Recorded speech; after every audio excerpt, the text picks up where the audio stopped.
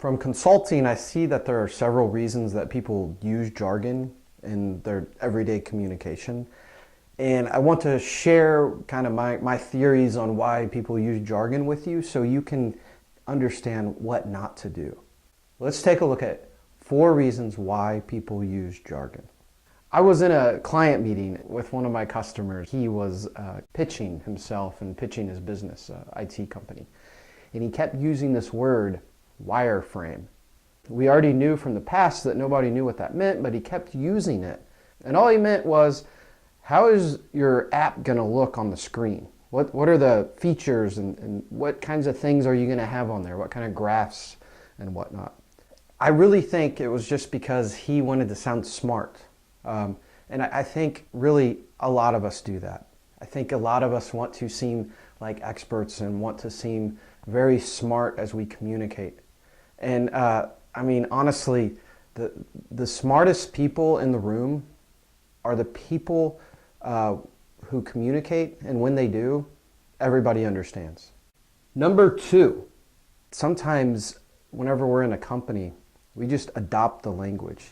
I remember I was in corporate America and these new values came down the chain, and I knew what they said, but I really didn't know what they meant. And I remember I was leading this meeting and somebody asked me about these new values and I did not know how to explain it. And the problem was that nobody explained it to me, and I just kind of adopted this very jargony way of communicating these 2020 values. And so whenever it was my turn to communicate about these values, I didn't really have a clear answer. And I just had to talk a bunch. And I remember this senior VP just got up and left the meeting, and I think he was embarrassed for me, and I felt embarrassed. Number 3, we expect our audience to understand what we know and understand. I was working for a big data organization. I was the communication consultant, and I remember I was working with a bunch of data scientists and a bunch of engineers and people who had their doctoral degree. And I was talking to this guy, and I said something like, we need to dumb this down, whatever we were trying to communicate. And I remember this guy said, hey, I've been here for 20 years. I have a doctoral degree, and almost everybody else has a doctoral degree. We don't need to dumb stuff down around here. I just think that's an insult.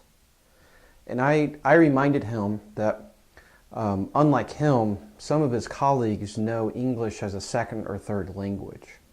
It's not their natural language, and we got to make sure that we're all speaking the same language. So speaking with this high-level vocabulary and using a bunch of jargon words is not effective.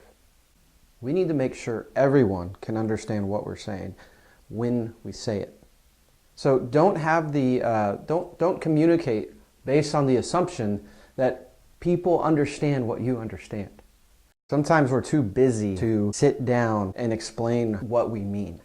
That's why that guy in corporate America always used operationalize. He didn't really know what he meant, but he just knew he wanted this one task to get done, but he didn't know how, so he just wanted it to work. And so he'd use operationalize. And that's what happens whenever we're too busy and don't have enough time. We can't sit down and think, what do I really mean?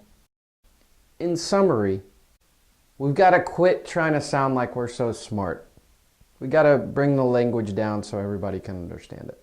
Number 2, if there are words or terms at our work that are jargony, we need to take the time to understand them and figure out how to communicate them clearly. Number 3, we need to quit acting like everybody understands what we understand. We got to quit acting like everybody's as smart as us and that they should be able to reach the same conclusion as us. And then number 4, we just got to take the time to figure out our meaning. We got to take the time to figure out what we are really saying. In the next lesson, I'm going to show you the questions I ask myself whenever I see a complicated sentence or a complicated word that I'm not sure what it is. These are very simple questions that you can ask yourself and very simple exercises that you can do to get to clarity.